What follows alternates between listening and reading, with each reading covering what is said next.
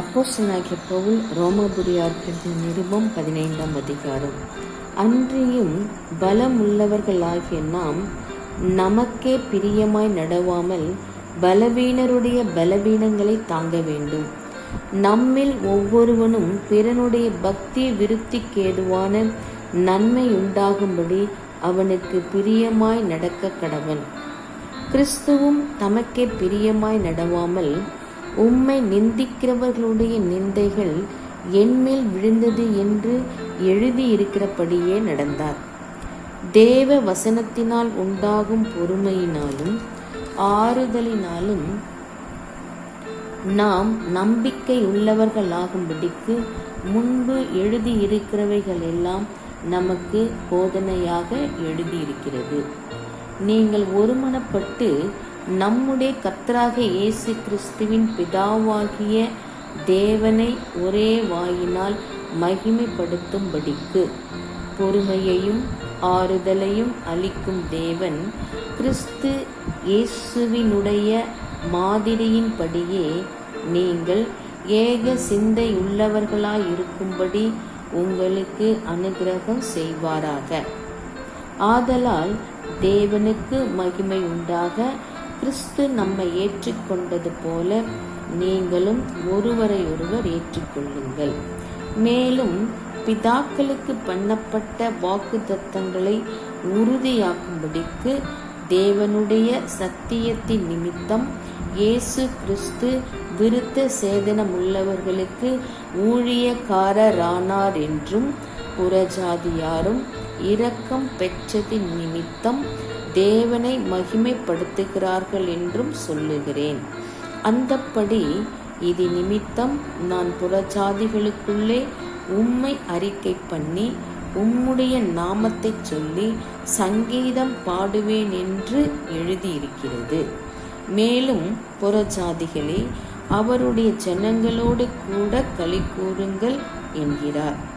மேலும் புறஜாதிகளே எல்லாரும் கர்த்தரை துதியுங்கள், ஜனங்களே எல்லாரும் அவரை புகழுங்கள் என்றும் சொல்லுகிறார்.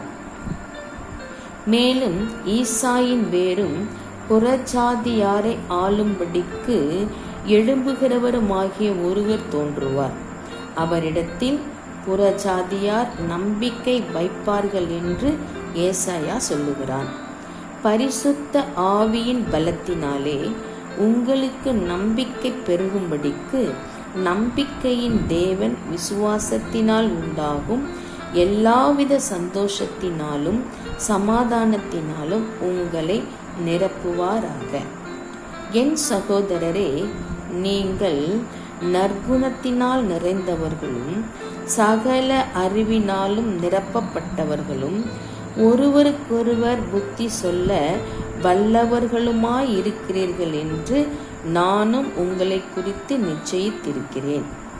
அப்படி இருந்தும் சகோதரரே, புறஜாதியாராகிய பலி பரிசுத்த ஆவியினாலே பரிசுத்தமாக்கப்பட்டு தேவனுக்கு பிரியமான பலியாகும்படிக்கு நான் தேவனுடைய சுவிசேஷ ஊழியத்தை நடத்தும் ஆசாரியனாயிருந்து புறஜாதிகளுக்கு இயேசு கிறிஸ்துவினுடைய ஊழியக்காரனாகும் பொருட்டு தேவன் எனக்கு அளித்த கிருபையினாலே உங்களுக்கு ஞாபகப்படுத்தும்படிக்கு இவைகளை நான் அதிக தைரியமாய் எழுதினேன்.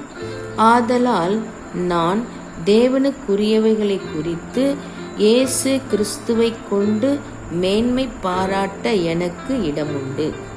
புறஜாதியாரை வார்த்தையினாலும் செய்கையினாலும் கீழ்ப்படிய பண்ணும்படிக்கு அற்புத அடையாளங்களின் பலத்தினாலும் தேவ ஆவியின் பலத்தினாலும் கிறிஸ்துவானவர் என்னை கொண்டு நடப்பித்தவைகளை சொல்வதல்லாமல் வேறொன்றையும் சொல்ல நான் துணிவதில்லை. இப்படி எருசலேம் துவங்கி சுற்றிலும் இல்லிரக்கம் தேசம் வரைக்கும் கிறிஸ்துவின் சுவிசேஷத்தை பூரணமாய் பிரசங்கித்திருக்கிறேன். மேலும் அவருடைய செய்தியை அறியாதிருந்தவர்கள் காண்பார்கள் என்றும் கேள்விப்படாதிருந்தவர்கள் உணர்ந்து கொள்வார்கள் என்றும் எழுதியிருக்கிறபடியே. நான் மற்றொருவனுடைய அஸ்திபாரத்தின் மேல் கட்டாதபடிக்கு கிறிஸ்துவினுடைய நாமம் சொல்லப்பட்டிராத இடங்களில் சுவிசேஷத்தை அறிவிக்கும்படி நாடுகிறேன். உங்களிடத்தில் வருகிறதற்கு இதனாலே அநேகந்தரம் தடைப்பட்டேன்.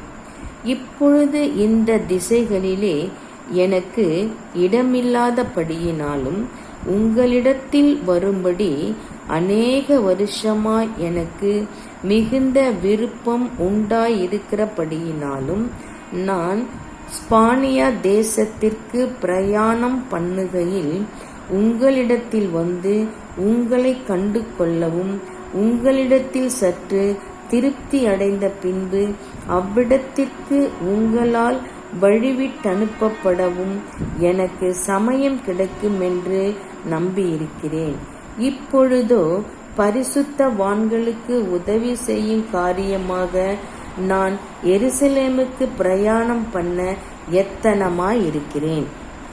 மக்கதோனியாவிலும் அகாயாவிலும் உள்ளவர்கள் எருசலேமில் உள்ள பரிசுத்தவான்களுக்குள்ளே இருக்கிற தரித்திரருக்காக சில பொருள் சகாயம் செய்ய விருப்பம் கொண்டிருக்கிறார்கள்.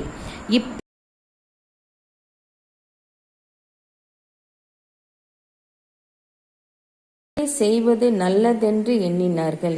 இப்படி செய்கிறதற்கு அவர்கள் கடனாளிகளாயும் இருக்கிறார்கள். எப்படி என்றால், புறஜாதியார் அவர்களுடைய ஞான நன்மைகளில் பங்கு பெற்றிருக்க சரீர நன்மைகளால் அவர்களுக்கு உதவி செய்ய இவர்கள் கடனாளிகளாய் இருக்கிறார்களே. இந்த காரியத்தை நான் நிறைவேற்றி இந்த பலனை அவர்கள் கையிலே பத்திரமாய் ஒப்புவித்த பின்பு உங்கள் ஊர் வழியாய் ஸ்பானியாவுக்கு போவேன். நான் உங்களிடத்தில் வரும்போது கிறிஸ்துவினுடைய சுவிசேஷத்தின் சம்பூரணமான ஆசீர்வாதத்தோடே வருவேன் என்று அறிந்திருக்கிறேன். மேலும் சகோதரரே, தேவ சித்தத்தினாலே நான் சந்தோஷத்துடனே உங்களிடத்தில் வந்து உங்களோடு இளைப்பாறும்படியாக யூதேயாவில் இருக்கிற அவ்விசுவாசிகளுக்கு நான் தப்புவிக்கப்படும்படிக்கும் நான் எருசலேமில் உள்ள பரிசுத்தவான்களுக்கு செய்ய போகிற தர்ம சகாயம் அவர்களால் அங்கீகரிக்கும்படிக்கும்